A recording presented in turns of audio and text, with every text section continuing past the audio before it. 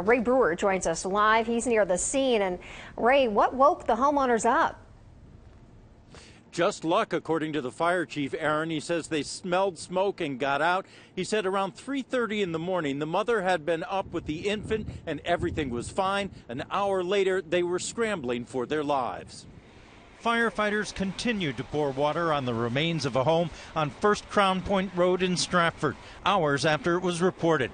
The fire chief says around 4:30 they got a call from the homeowner saying fire had started on the second floor. Home at the time were 4 children, ages 11, 9, 2, and an infant, along with their father and mother. All made it out safely.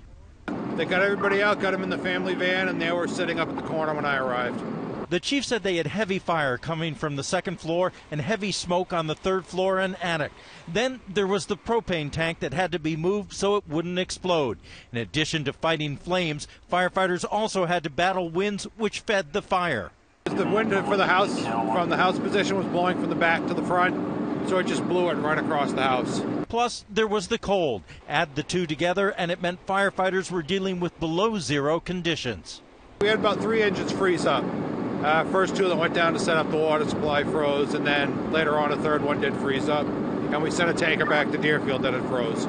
Because of that, the fire would eventually go to 5 alarms to make sure they had enough equipment and personnel. At the height of the fire, the chief says they had about 50 firefighters from as far away as Allenstown.